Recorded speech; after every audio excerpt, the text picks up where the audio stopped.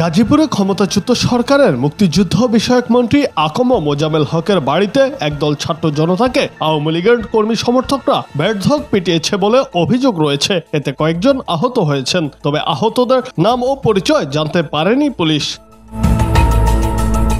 শুক্রবার রাত ৯টার দিকে গাজীপুর সিটি কর্পোরেশনের ধীরাশ্রম এলাকার বাড়িটিতে হামলার ঘটনা ঘটে। এই ঘটনায় সামাজিক যোগাযোগ মাধ্যমে প্রতিক্রিয়া জানিয়েছেন জাতীয় নাগরিক কমিটির মুখ্য সংগঠক সার্জিস আলম। নিজের ভেরিফাইড ফেসবুক অ্যাকাউন্টে তিনি লেখেন, গাজীপুরে আজকেই হবে আওয়ামী লীগের সন্ত্রাসীদের শেষ দিন, আমরা আসছি।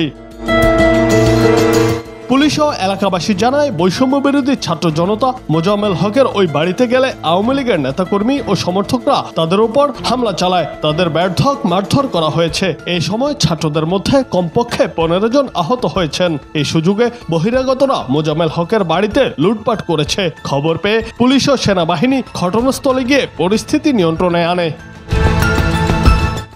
হাসপাতালে বৈষম্য বিরোধী ছাত্র আন্দোলনের এক প্রতিনিধি সাংবাদিকদের বলেন, চলমান পরিস্থিতিতে আর কোনো বাড়িতে যেন হামলার ঘটনা না ঘটে সেজন্য তারা বিভিন্ন এলাকার লোকজনকে সচেতন করে আসছেন। এরই অংশ হিসাবে ধীরাশ্রম এলাকায়ও তারা সচেতনতা তৈরি করেন এবং অনেককেই মোবাইল নম্বরও দেন। এর মধ্যে খবর পান একদল লোক মোজামেল হকের বাড়িতে লুটপাট করছে। তখন তাদের থামাতে বৈষম্য বিরোধীদের একদল প্রতিনিধি ওই বাড়িতে আসে। একটি অংশ আগে ওই বাড়িতে তাদের যায়। এর মধ্যেই হঠাৎ রামদা, ছুরি, চাপাতি সহ দেশীয় অস্ত্র নিয়ে ছাত্রদের ওপর ধড় বলে হামলা চালায় একদল যুবক।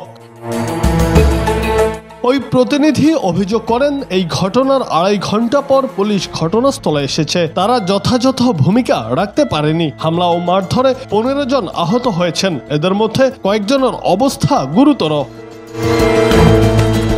গাজীপুর মেট্রোপলিটনের অতিরিক্ত উপপুলিশ কমিশনার রবিউল ইসলাম বলেন, ছাত্র জনতা সাবেক মন্ত্রীর বাড়িতে গেলে আওয়ামী লীগের নেতাকর্মীরা পাল্টা তাদের উপর হামলা করেন। এতে বৈষম্য বিরোধী ছাত্র জনতার অনেকেই আহত হয়েছেন। বিষয়টি তদন্ত করে দেখা হচ্ছে।